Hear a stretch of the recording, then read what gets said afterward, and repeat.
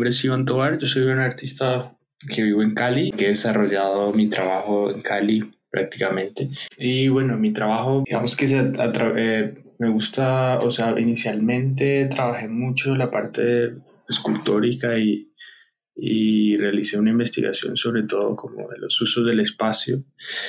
Y eso me llevó como indudablemente a pensar en las problemáticas territoriales que vivimos en el país. Y eso es como, en términos generales, lo que me interesa. Hago como un análisis muchas veces de las tensiones o de las cosas que pasan en el territorio, ¿no? Y el arte, bueno, digamos, por ejemplo, en la escultura o en la instalación, que es algo más reciente, definitivamente también hay unas reflexiones sobre el espacio, sobre los usos del espacio y bueno, en eso es lo que estoy ahora. Tú te graduaste en el 2014 del Instituto de Bellas Artes en Cali. ¿Cuál fue tu tesis de grado en este programa?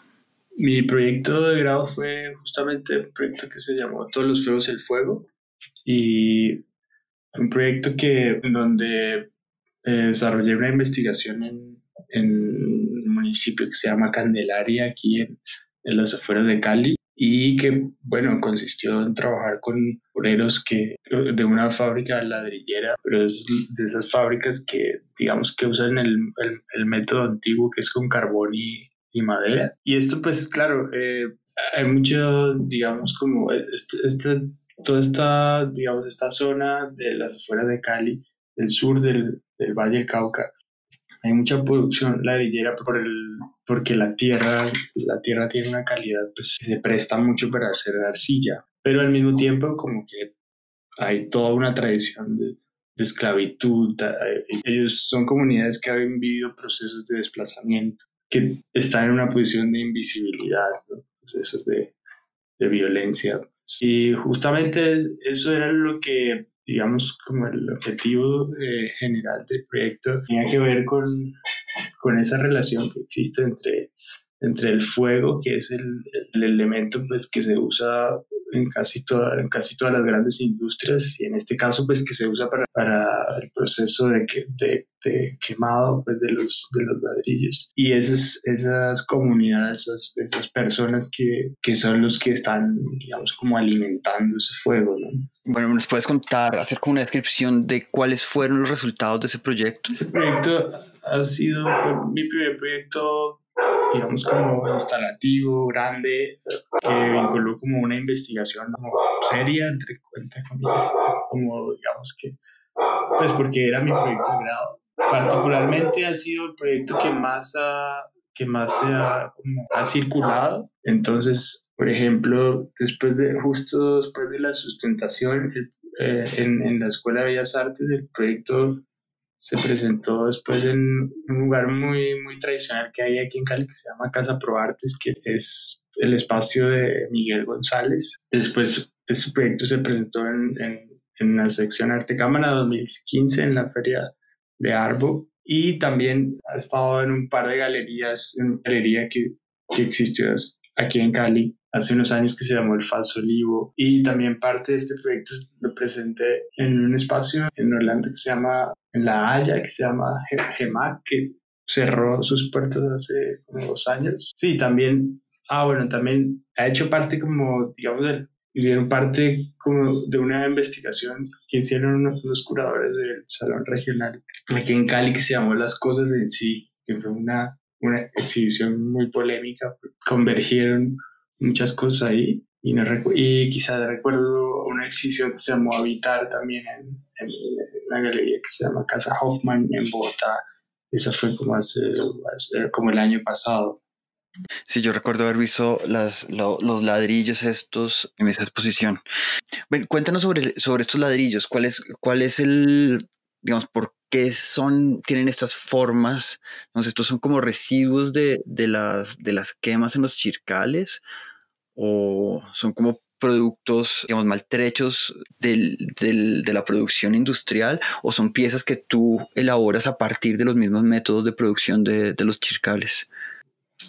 No, digamos, yo llegué a estos objetos porque Inicialmente, digamos, mi forma de trabajar generalmente tiene que ver con la imagen, entonces a veces tengo imágenes, se me vienen como imágenes en la mente y se me quedan como, haz de cuenta como una fotografía, me viene una imagen y entonces esa imagen como que se instala se instala en mi cabeza y cuando yo me empiezo a dar cuenta de eso, yo decido que esa imagen necesita ser como, o sea, que la tengo que hacer, pues como que tengo que hacer un proyecto con eso.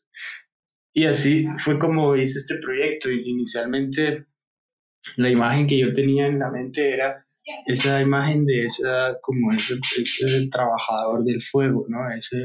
Digamos, esa persona que alimenta ese fuego constantemente, ¿no? Y esa es la fotografía que está justamente, que acompaña las piezas. Y entonces yo lo que hice fue, o sea, a mí lo que se me ocurrió fue ir con una cámara y fotografiar todo lo que pasaba allí en la fábrica.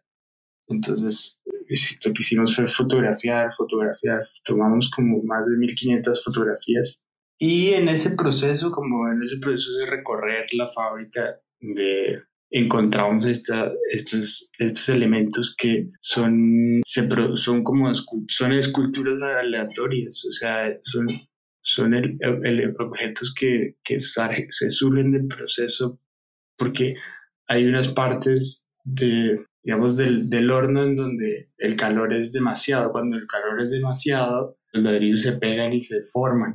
Y cuando ellos desocupan los hornos, salen estos elementos. Entonces, una cosa que me parece interesante es que no están, digamos, controlados por nada.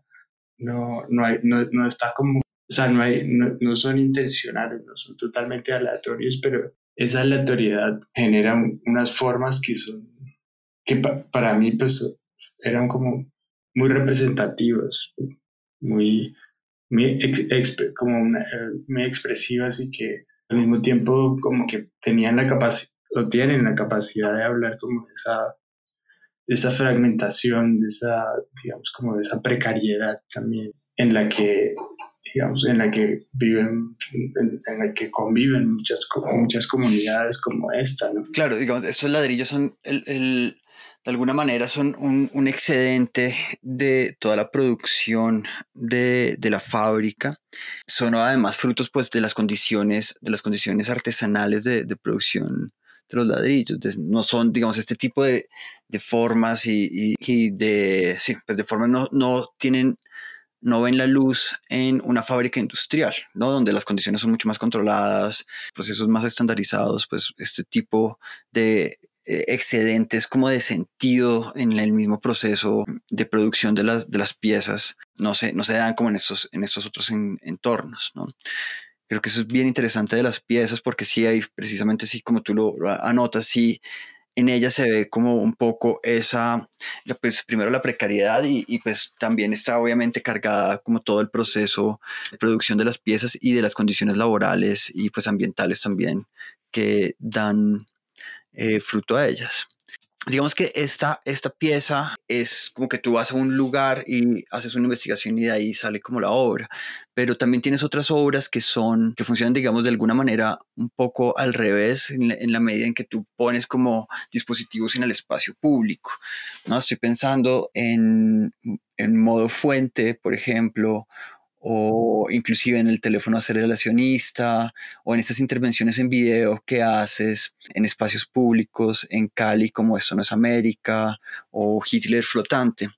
Digamos que te lleva, que son además obras que son posteriores a todos tus fuegos, que te lleva como a hacer ese cambio de forma de producción e interesarte como a insertar dispositivos y piezas en espacios públicos. Sí, como hablamos ahorita, todos los Fuegos del Fuego fue mi proyecto final de grado. Yo, después que me graduó, eso fue en el 2016, yo viajé a Ámsterdam a hacer una residencia en el estudio de un videoartista que se llama Raúl Marroquín.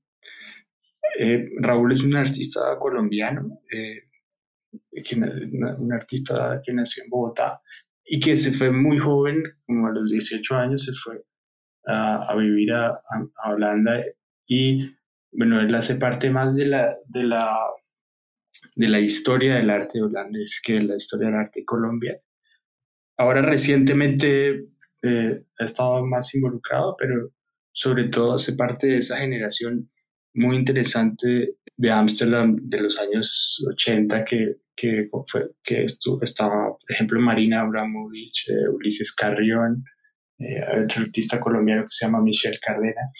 Y todo eso, digamos que esa generación fue una generación en donde, digamos que experimentó la llegada del videoarte, ¿no? Entonces, muchos de ellos, por ejemplo, como Ulises Carrión, que llegó como un artista escritor, terminó haciendo piezas de video, trabajando con video de una manera muy interesante.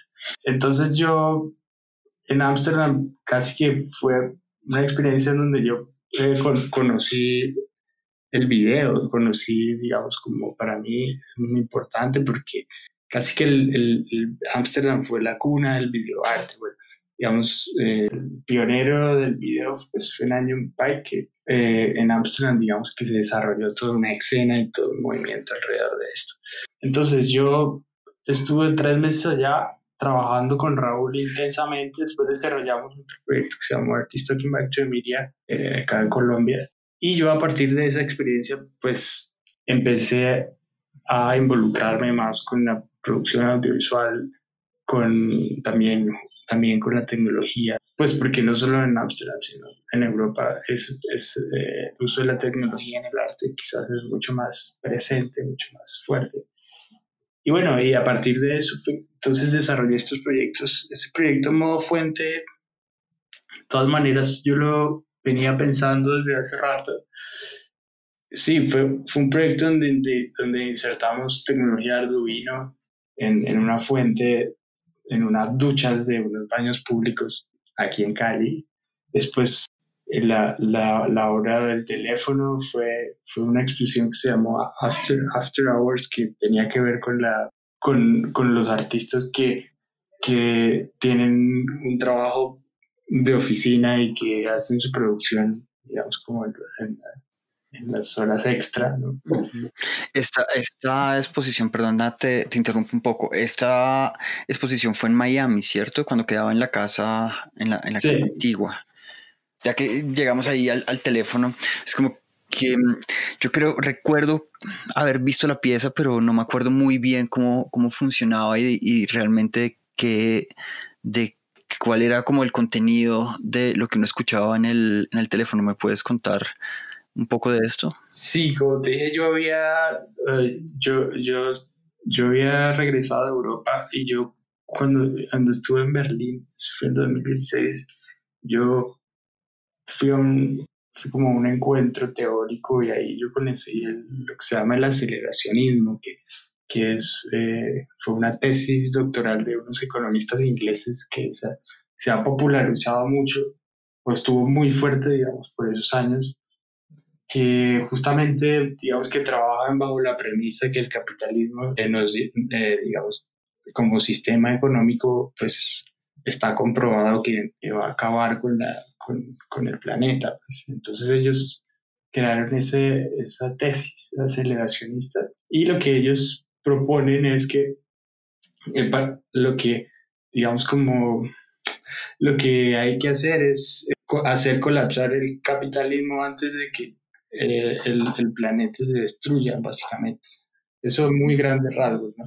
El teléfono aceleracionista lo que hace es que es un teléfono que está en la sala de exposición y lo que hice yo fue contratar un call center y el call center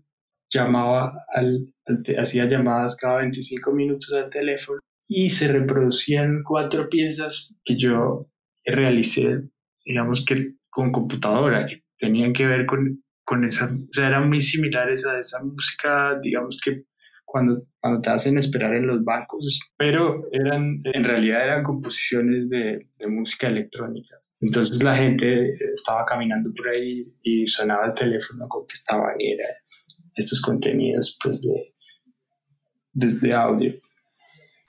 Bueno, pues digamos, yo soy bien cercano como a la teoría aceleracionista, me parece que es bien interesante lo que ellos plantean ahí.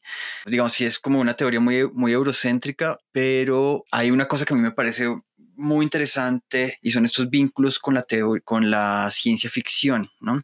Como que en algún momento, leyendo como los textos, sobre todo el manifiesto, como que uno puede sentir que está leyendo tal vez una novela de William Gibson o cosas como pues un poco de ciencia ficción, además cyberpunk. Y creo que es como que es un buen punto de partida para imaginar como futuros posibles. Así uno no está de acuerdo con las premisas de esta corriente de pensamiento, pero creo que es interesantísimo cómo tú puedes tomar esa teoría, digamos, económica y producir una pieza que de alguna manera tiene un vínculo como con este asunto de la ciencia ficción, ¿sabes? Como un teléfono sobre una mesa que está sonando de vez en cuando y lo que haces lo que escuchas para cuando contestas las llamadas es simplemente como una música de espera, ¿no? Como una música de pausa y no como un llamado a la acción, ¿no? Que es interesante como ese bucle que haces ahí como entre la acción y la inacción que se estaba proponiendo en la pieza. ¿Has hecho alguna otra obra que vaya como con este sentido? ¿O esto fue simplemente una investigación pasajera, digamos, que respondió como al momento en el que estabas en ese momento? Sí, después iniciamos un proyecto en Torre Colpatria que se llamó Babel Media Art, que fue todo un programa de intervenciones de artistas sobre la fachada de la torre que tiene prácticamente una pantalla. Y allí, ahí pasó algo muy extraño, porque yo envié un video, digamos, para presentar ahí que era una llama de fuego que yo tenía hace mucho tiempo, como en mis archivos. Y lo que hace lo que hacía la llama es que estaba ardiendo como de manera vertical a toda presión y iba girando alrededor de la torre. Esa intervención se hizo solamente un día, porque ese mismo día la quitaron porque para las personas que se encargaban del cuidado, pues como del mantenimiento de la torre, ellos decían que tenían una alerta naranja, que estaban en una situación de alerta naranja y que no podían poner video. Pero digamos que ese también fue como para mí digamos como un gesto que tenía que ver con esa idea aceleracionista. Yo, pues según lo que entiendo, las gestiones un poco con Colpatria, que es la entidad que maneja pues, el edificio, obviamente, y la pantalla, siempre son complicadas en cuanto a los contenidos de las piezas que se van a mostrar, ¿no? Igual, pues, con este programa ustedes lograron hacer una buena selección de proyecciones, ¿no? ¿Nos puedes contar un poco sobre cómo llegan ustedes como a proponer esta serie de intervenciones en este edificio y cómo hacen para que lleguen a la realidad y pues un poco cómo fue el tras bambalinas de todo este proyecto? Digamos, todo el proyecto particularmente lo escribimos en Cali. Hay una artista bogotana que se llama Daniela Medina. Es una artista muy joven, pero con una gran capacidad de gestión. Y Daniela vino a Cali a hacer una residencia. Entonces, durante ese tiempo, Dani me dijo, mira, Iván, hay una opción estoy gestionando este proyecto que tenía que ver con la intervención de Raúl Marroquín, que fue la primera intervención digamos, que hicimos en la torre. El Dani venía de vivir en Ámsterdam 3 meses y Dani me dijo, Iván, a mí me gustaría hacer algo aquí en Colombia, tener un programa, desarrollar un proyecto. Y yo le dije, bueno, Dani, ¿por qué no propones a Colpatria que además de Raúl se puedan invitar más artistas? Y así haces una programación. Y desde ese momento nos sentamos a escribir el proyecto. Yo inicialmente estaba acompañando a Daniela como en su proceso y finalmente terminamos iniciando los dos con el proyecto y terminamos haciéndolo y después llegaron otros artistas como Verónica López, Daniela Gutiérrez y Rafael Díaz que terminamos conformando un colectivo y entre todos pues hacíamos la programación. La relación con Colpatria es una negociación permanente, o sea, que es muy, digamos,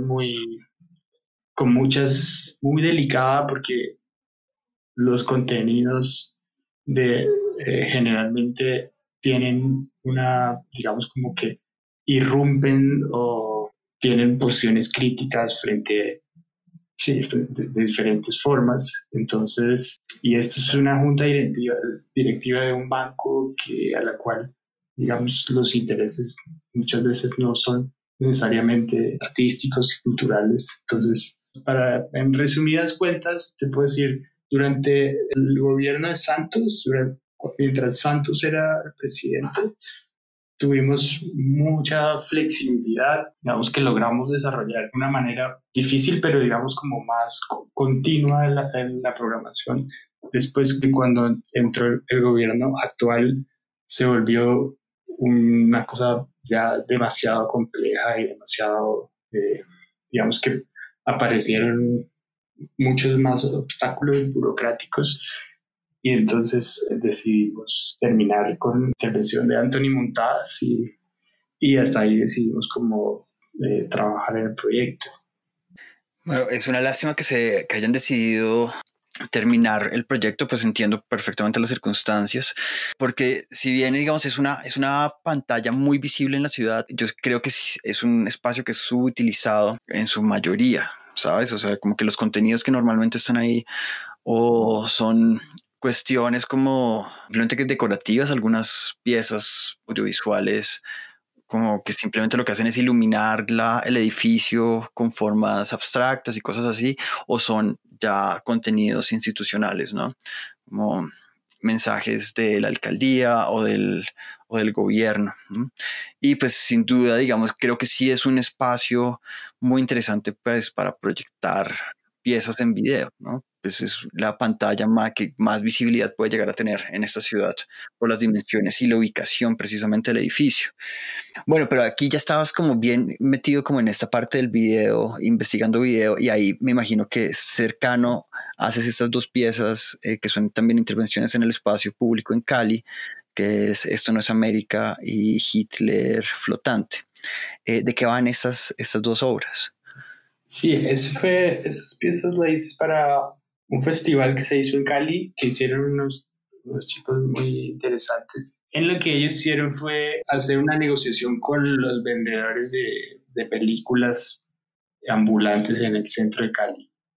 Entonces ellos negociaban con estos vendedores que generalmente tienen una pantalla en la calle y establecieron un recorrido por las calles del centro en donde la gente o la audiencia del evento iba caminando por el espacio público como si estuviera viendo un festival de arte público, pero todo era en video. Entonces, en el centro también hay una pantalla de estos grandes y yo pues pensé en que toda la producción que tú consigues en el centro en su mayoría son cosas como mal hechas, de malas copias que llegan de China, por ejemplo. Entonces yo decidí como hacer como una copia mal, digamos como hechiza de esta versión de Alfredo Allar que presentó en Nueva York en los años 80 y reemplazar los elementos por elementos, digamos, del imaginario local, ¿no? Y lo que fue resultado fue esta pieza que se llama Esto no es América, y también tenía que ver con eso, con esa, digamos, con esos problemas, digamos, de identidad, o con esos, no problemas, sino como con esa, digamos, situaciones de identidad que genera como estas dinámicas capitalistas, ¿no?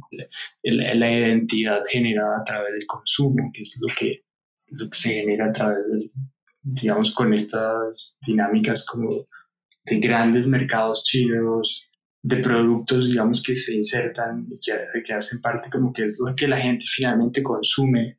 Y también con una cuestión, digamos, racial que tiene que ver con pues con el símbolo de este equipo local, que es un diablo, ¿no? Y el, el, el diablo, digamos, que es como el símbolo, no solamente pues es este símbolo que sale del mismo discurso cristiano, sino que representa también, digamos, todas las manifestaciones religiosas que no hacen parte, digamos, del cristianismo, ¿no? Que las prácticas afro, ¿no? Que aquí en Cali están presentes, y otras prácticas religiosas que están, digamos, como en la periferia también de la ciudad. Entonces, por ahí va la cosa, ¿no? En la pieza original de Yar, pues está, no sé, la bandera de Estados Unidos, un croquis del mapa de Estados Unidos, ¿no? Y finalmente, pues el continente americano totalmente dibujado, ¿no? Un croquis también diciendo como esto es América. ¿Qué elementos conservaste de esa pieza original y cuáles reemplazaste y con qué elementos locales hiciste esa sustitución? Digamos, la bandera de Estados Unidos la reemplacé por la bandera del equipo de fútbol de América de Cali. El mapa de los Estados Unidos lo reemplacé por la silueta del diablo, que es el símbolo del equipo. Y el resto lo dejé igual, no lo tomé, digamos, de la obra, sino que lo volví a hacer, digamos, en la animación. Y ese fue el resultado. Fue como, digamos, una versión, adaptación, pero sin grandes pretensiones. Fue como un accidente un poco, que es lo que quería, como hacer como un accidente de transformación de un referente, ¿no?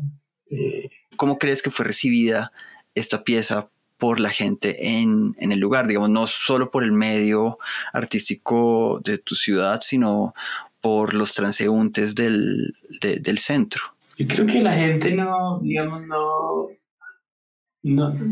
no reacciona.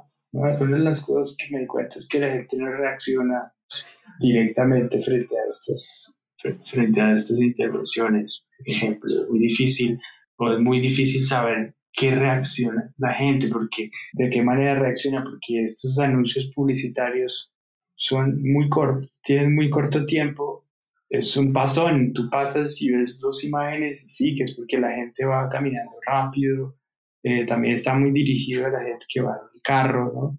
Es como todos estos contenidos que se transmiten están muy direccionados hacia como el inconsciente de las personas, más que la parte, digamos, contemplativa, que es cuando tú te dispones como todo tu tiempo y tu cuerpo para ver un video. Esto es todo lo contrario, pasó por ahí, lo que vio dos imágenes y ya fue. Entonces, por eso es muy difícil como saber qué reacción tuvo la gente, ¿no?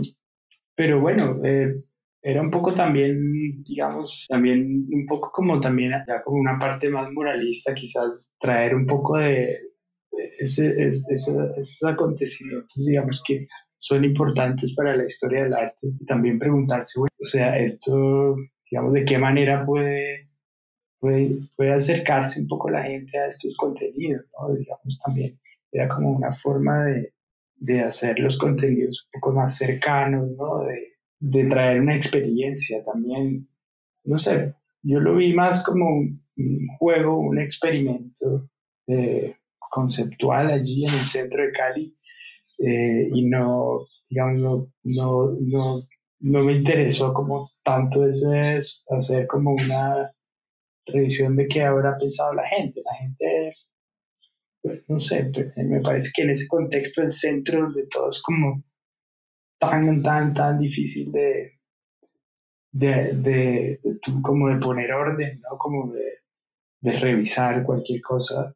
No se sabe qué reacción tuvo la gente. Pues lo que sí, digamos, y me pareció como muy interesante fue no solamente esta pieza allí, sino quizás todo el evento, todas las otras piezas como hablando, eso me parece que sí generó como una irrupción, digamos, como un cambio dentro de la cotidianidad pues, del centro. Bueno, y en esa misma línea de trabajos como de irrupciones en espacio público están estos carteles que hiciste para las elecciones de presidenciales de 2018, que son unas piezas en papel fondeadas negras que dicen "Dude", ¿no?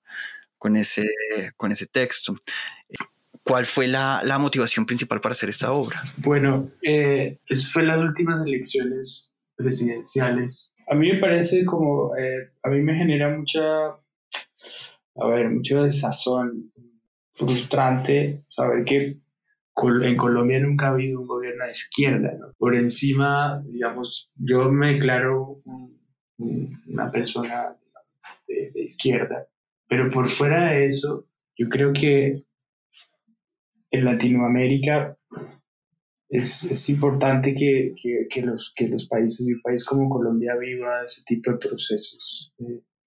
Y las últimas elecciones tuvieron la más grande, digamos, votación de izquierda. Indudablemente, las políticas actuales o, digamos, el perfil que tiene el gobierno actual y que tenía en ese momento era un perfil, digamos, de un gobierno neoliberal que venía, digamos, o que vino, digamos, o que está respaldado por unos intereses económicos claros, ¿no? Que sigue como con una línea muy contaminada pues, por los intereses de los Estados Unidos. Y bueno, estamos viendo lo que está pasando actualmente. Entonces, a mí eso me preocupaba mucho porque era algo que se venía a venir, ¿no? Entonces, yo en ese momento pensé y pensamos mucho con la gente de mi trabajo, que es la gente del equipo de Lugar a Dudas.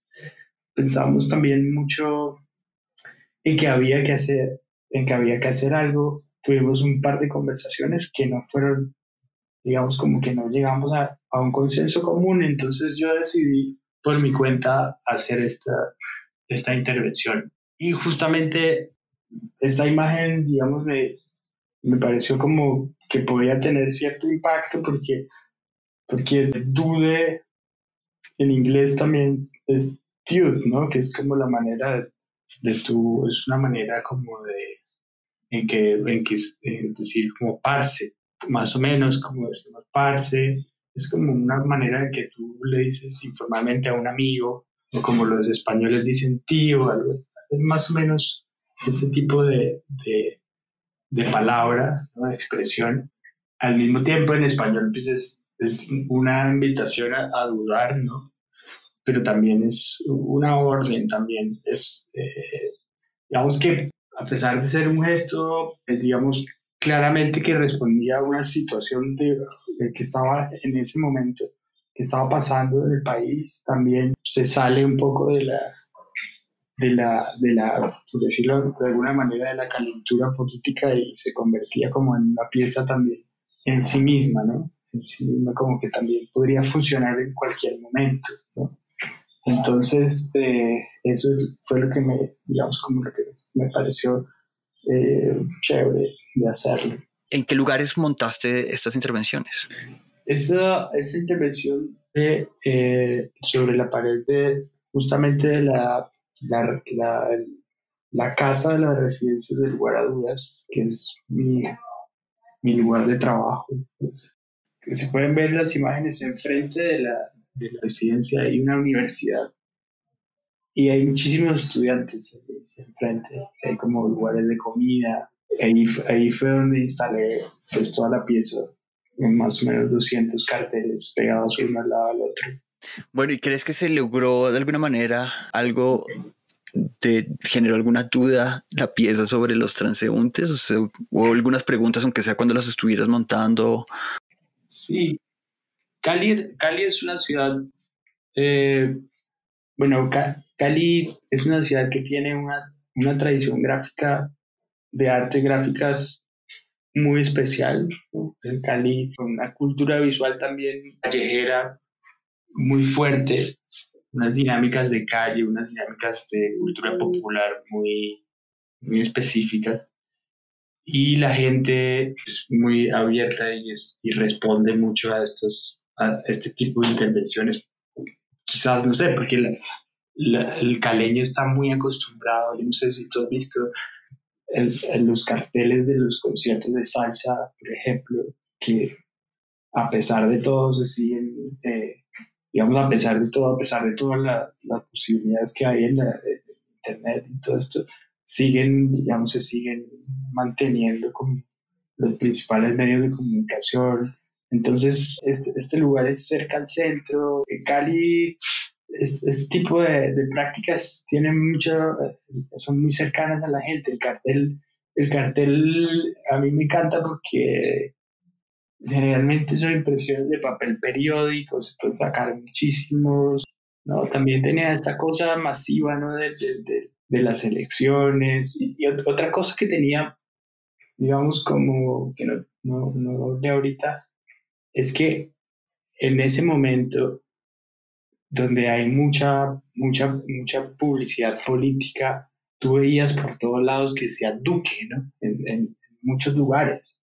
Y si tú estás lejos, si tú vas rápido y tú tienes Dude o Dude, ¿no?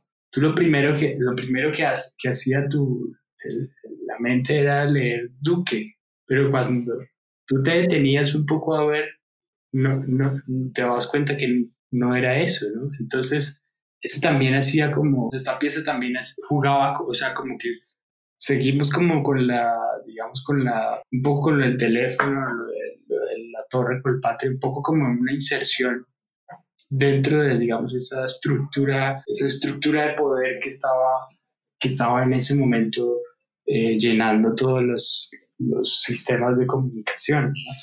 Se aprovechan, o sea, un poco era aprovechar aprovecharse de esa situación. Y además, creo que la pregunta, digamos, bueno, la orden, digamos, de dudar que tú das, digamos, es una orden que no es partidista, ¿sabes? Que si uno lo lee, digamos, desde la derecha es como dude y de lo que van a dudar principalmente es como de la izquierda, no de ellos mismos, pero van a dudar de algo y viceversa va a pasar como desde la izquierda, van a dudar de los otros, ¿sabes? Como que si hay una. Sí, es interesante como ese llamado que funciona como a todos los sectores de la sociedad, no solo izquierda, derecha, sino también centro. ¿Sabes? Pues que no es como una pieza que de entrada esté enunciando como una posición partidista, sino que literalmente le está diciendo como a las personas, ¿sabe qué? Más bien piense un poco antes de votar en las siguientes elecciones, ¿no? Y tengan como una posición crítica frente a los hechos que están pasando en el país. Bueno, ¿y en qué andas trabajando ahora? Ahora vengo desarrollando un proyecto que tiene que ver con una situación que sucedió en los años 90 y es que tiene que ver con la industria pues, de Coca-Cola. Hay en este momento un caso abierto en la Corte de los Estados Unidos de Miami, el asesinato de 9 sindicalistas de Panamco, que es una embotelladora de Coca-Cola en Colombia, y hay otras embotelladoras en Guatemala, en México, en otras partes de Sudamérica, que ha pasado lo mismo y que han sido casos que no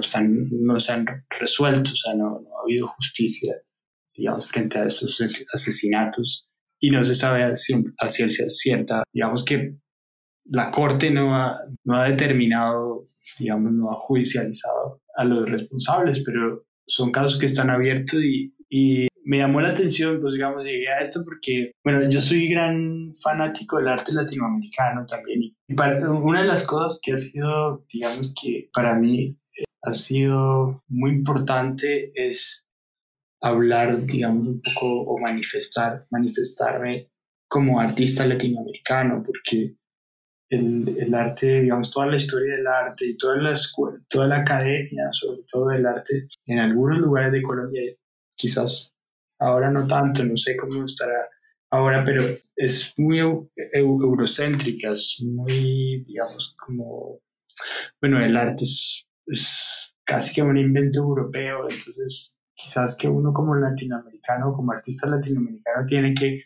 un poco luchar con eso quizás toda la vida, pues. o quizás hasta cierta madurez también. Entonces, ha habido artistas como Elio Itisica, como Luis Kamitzer, que han trabajado sobre Coca-Cola y yo decidí en algún momento hacer algo sobre esto también. Encontré un comercial de televisión de 1971 que fue una época en donde los Estados Unidos estaban viviendo muchas guerras, creo que fue, si no estoy mal, la época de la guerra de Vietnam y muchas otras guerras internas, muchos otros problemas internos, estos asesinos en masa que había, estos asesinos en serie que había. Y en ese momento Coca-Cola saca un comercial en donde, que fue una campaña que se llamó The Real Thing, ¿no? En donde ellos presentan Coca-Cola como un poco el producto que viene como un poco a generar esa calma, ¿no? Esa calma en toda esa tensión, digamos, que había en ese momento a nivel global. Y además de eso, lo presentan como The Real Thing, que en español podría traducirse de diferentes maneras, incluso uno podría pensar como de la filosofía que se podría traducir como que Coca-Cola es la cosa en sí misma, ¿no? Como ahí uno se va para Kant, bueno, entonces a mí eso me